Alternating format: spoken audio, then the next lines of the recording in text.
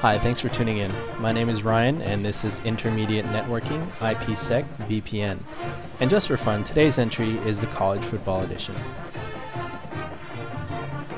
First, a quick explanation of what an IPSEC VPN is. An IPSEC VPN encapsulates and encrypts data. It's like two people exchanging secret messages, and only these two people can decode what the other's writing. If anyone else were to get a hold of the message, it'd be unreadable because it's encrypted. Second, an IPSEC VPN can tunnel information across the internet. I can think of 1,000 pieces of personal information I wouldn't want the bad guys to get a hold of, like my address, my credit card number, or my medical bills. Last, IPSEC is not limited to the internet. We can also encrypt information internally. There may be a need to protect data from outside contractors or even sensitive financial data that not every employee needs to know. IPSEC's everywhere, and it's in every industry. It's safe, robust, and although today's demonstration uses Cisco equipment, it's standard across all vendor platforms. Yes, that means Check Point, Juniper, and any other IPSEC-enabled device will work with each other. And a few prerequisites. You need K9 iOS image. It means your router software has to support encryption. You ought to be able to find this out from wherever you download your image from on the Cisco support website.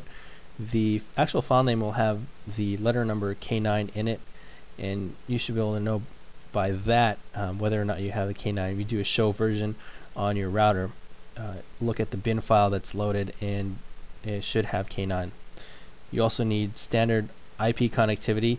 Now both nodes or routers need to be able to ping each other if they're going to be able to set up an IPSEC tunnel. And a couple prereqs not on the list. You need basic knowledge of router iOS. I'm just going to skip the basic stuff and really focus on just the IPSEC part. We don't have a lot of time, and I don't have time to go over every command option and every basic configuration. You also need a router with some muscle. I can't say off the top of my head how much resource overhead IPSEC will need. It varies depending on like the traffic and other factors, but you'll need more than what you're using now, that's for sure. Alright, on to the fun stuff. Here's our actual lab hardware setup. I've got two Cisco 1841 routers. Those are brand new, shipped with 12.4.3i image, and notice it's a K9 image, so it has what we need to do this IPSEC VPN. And two light blue cables are console cables connected to a COM port and a USB port on my PC, so we can program the routers. And that red cable is a crossover.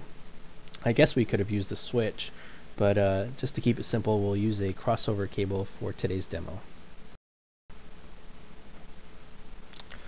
Alright, and like I said, just for fun, today is the college football edition of this series.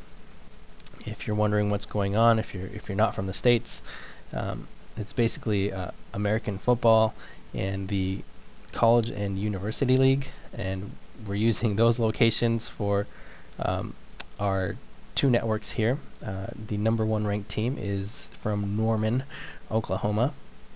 Their network is simulated on loopback 0, 192, 168.1.1 with a 24-bit mask.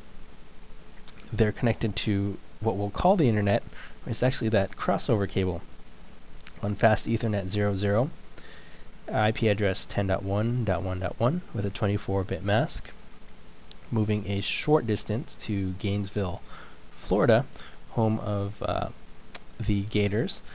We're representing their network on loopback 0 at 192.168.2.1, 24-bit mask. And they're connected to the internet on fast ether 00, 10.1.1.2 with a 24-bit mask.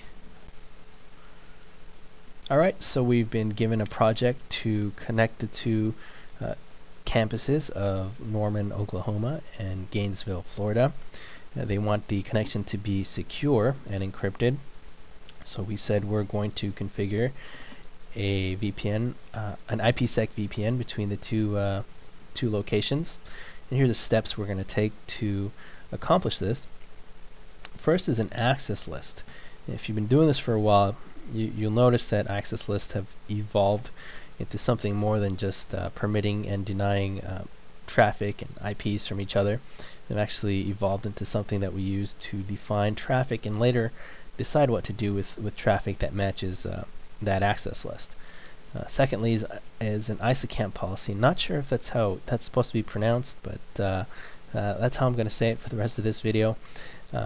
This ISACAMP policy will define below the pre-shared key and how that's encrypted. Moving down is the IPSEC transform set. This is a set of algorithms that we're going to use to apply to packets. And below that, to actually apply those to packets, you need to create a crypto map.